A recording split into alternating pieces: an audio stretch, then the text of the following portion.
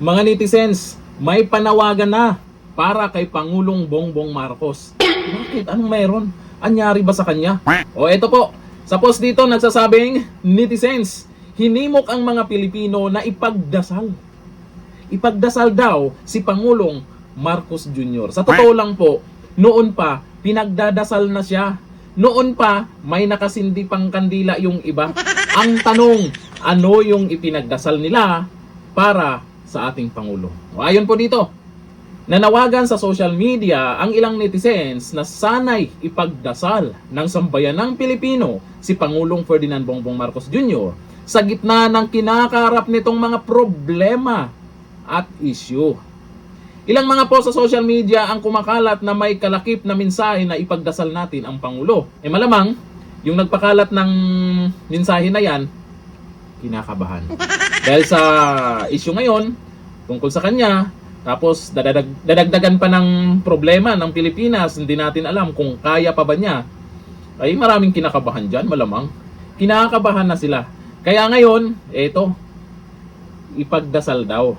Hindi naman mawawala yan. Alam nyo, ang mga Pinoy ay talagang hindi nakakalimutan ang sa usapin po ng pagdadasal. Kumalat ang mga nasabing post sa gitna ng mga agam-agam tungkol sa totoong lagay ng kalusugan ni Marcos Jr. Ang sabi ni Auntie Claire, okay daw eh. Diba? Sabi nila, nasa maayos naman. Diba? Si Pangulong Bongbong Marcos. Bakit itong ibang mga nag-post ngayon sa social media, ay mukhang kinakabahan na talaga. Kayong kabahan kasi hindi naman pwedeng maniniwala kayo doon sa sinasabi ng mga Duterte supporters na ganito daw ang nangyayari, ganito daw ang kalagayan. Di ba dapat maniwala kayo kay Auntie Claire? Parang nangyari kasi ngayon, doon na kayo naniniwala sa mga post ng Duterte supporters. Baka bandang huli niyan, magiging Duterte supporters na rin kayo kasi doon na kayo updated. Naniniwala na kayo doon na may agam-agam daw na ganito, ganyan. Doon po kayo makinig kay Auntie Claire. Kung ano yung sasabihin na Auntie Claire, kung sasabihin ni Auntie Claire na walang krisis, okay yung Pangulo, di ba, nasa maayos yung Pangulo, doon kayo maniwala, huwag kayong kabahan. Okay daw ang Pangulo.